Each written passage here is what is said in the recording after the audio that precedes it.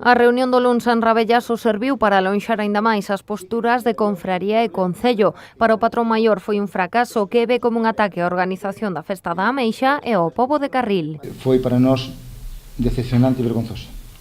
Se hubieran feito as cousas con sentido de goberno, agora non tendrían que lamentar nada.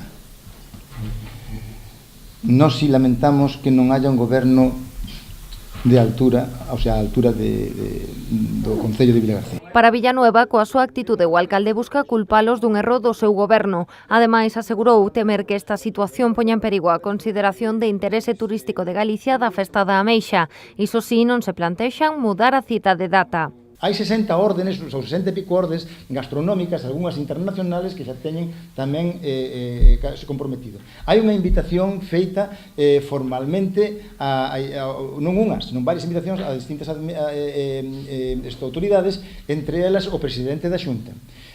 Hai unha serie de compromisos xa adquiridos que sería catastrófico e non sería, desde logo, propio dunha organización dun evento como este. Queren menospreciar unha orquesta, pouco lle faltou para dicir orquestiña. Temos bastantes máis gastos e bastante máis compromisos e está en xogo a categoría da Festa da Ameixa. Denuncian ademais que no encontro non se valoraron as súas propostas que pasaban por pedir apoio externo para poder celebrar a festa a fin de semana do 19 e 20 de agosto e por manter unha reunión a tres bandas con Portos de Galicia na procura dunha solución. Que sabemos ler entre líneas e que esta clara intención dos nosos rexidores de boicotear a Festa da Ameixa do Carril a toda costa e de querer enmerdar, e o digo así, con esas palabras, a quen poda ter a intención de axudarnos e de cumplir co deber e o sentido da xusticia. Villanueva tamén acusou o goberno local de non apoiar económicamente a Festa da Ameixa. O patrón apuntou que este ano conta cun orzamento de máis de 110.000 euros en axudas municipais.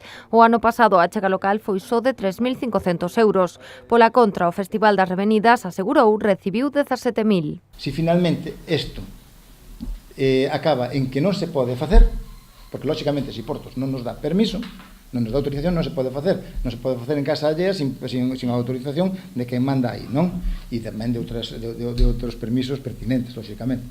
Pero veremos a ver se teñen a mesma disposición para sufragar todos os gastos que todo isto ocasionou. Sobre as declaracións da voceira do goberno, Tania García, para Villanueva son unha mostra de que xa no mes de xaneiro non contaran coa Festa da Ameixa, xa que decidiran celebrar tanto as revenidas como o combate naval a fin de semana do 19 e 20 de agosto.